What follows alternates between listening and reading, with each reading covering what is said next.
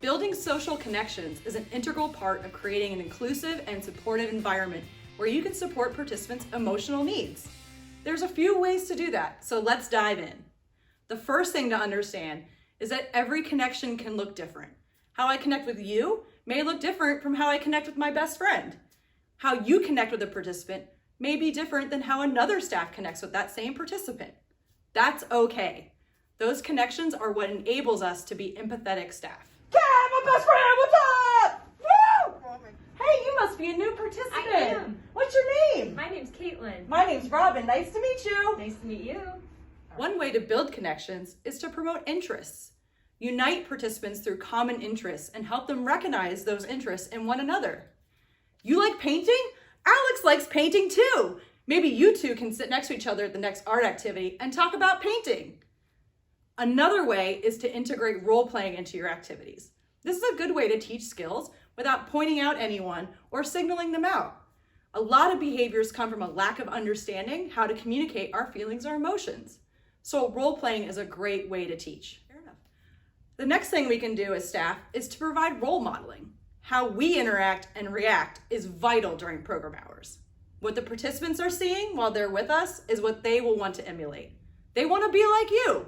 If you overreact to a situation, they may also overreact to that situation.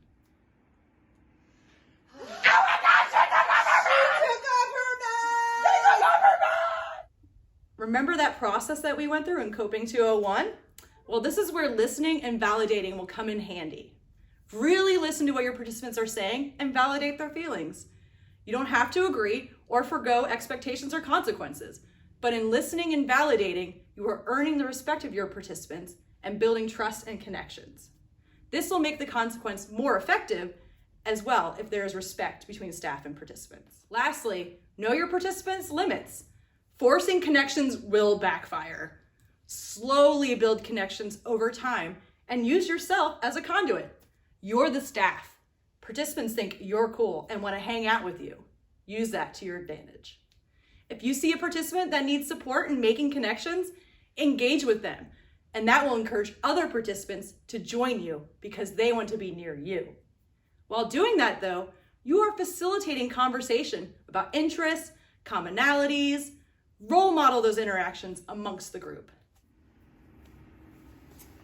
Oh, hey Caitlin, hey Chloe, looks like you guys are having a lot of fun over there. Oh, but you know what? I see my friend Kat over here. Hey Kat. Hi, Miss Robin. How's it going? I'm having a great time. Yeah. I see you looking at Chloe and Caitlin over here. Looks like fun, huh? It looks like a lot of fun. Yeah. You know what? I'm going to come over this way. Miss Robin. Yeah? Will you play with us? Oh, I'd love to. But you know, I'm playing with my friend Kat. Can she play too? Sure. Yes. Okay, great, Kat. Why don't you grab a spot there? Yeah. So, you know what? My favorite animal is sharks. What are your favorite animals? Zebras. Zebras. Cows. Cows? What about you? You like cows too, right, Kat? I do. Yeah. Oh, who can make the best moo sound? Moo! Oh, that was fun. Okay, guys, I gotta go over here. You guys keep playing. I like turtles too. I like fish. Do turtles make noise? A child's future ability to succeed in the workplace, become a leader, and achieve long-term happiness will depend in no small part on their ability to build positive relationships. Students who learn to communicate clearly, cooperate with others, and constructively negotiate conflict are well on their way to future success.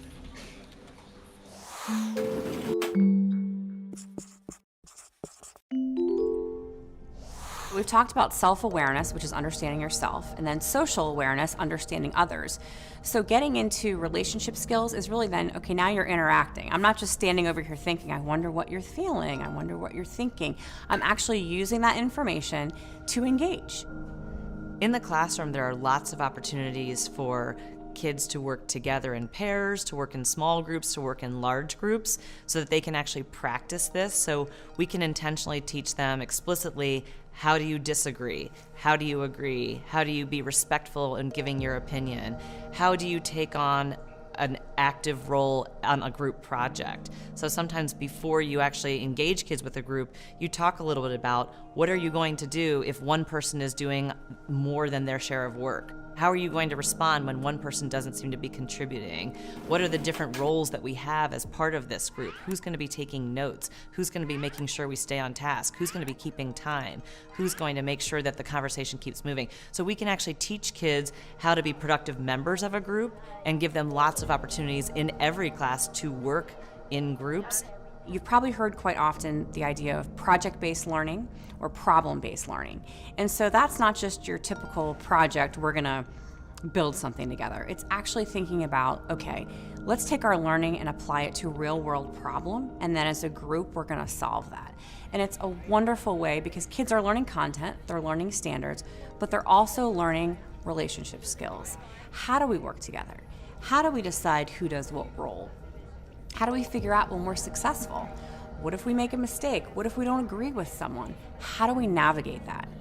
It's important to build relationship skills with your children because it does foster trust. When kids feel that they can come to you and they could talk to you about anything, they're less likely to go to their peers and get the wrong answer sometimes.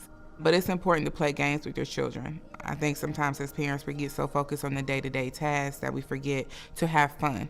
For example, it can be reading a book or watching certain TV programs or going to the movies or going bowling, things that will bring you together and bring you out of your comfort zone. I think sometimes it's easy to just kind of fall into a routine and a system and just think, hey, we're together and that's okay. But it's important to spend time and be very specific about how you spend time so that that time allows for communication. We want to have healthy relationships with our partners, with our children, with our friends. We know that a social network and positive relationships helps us mitigate against stress, against illness. It increases our longevity. Positive relationship skills are critically important.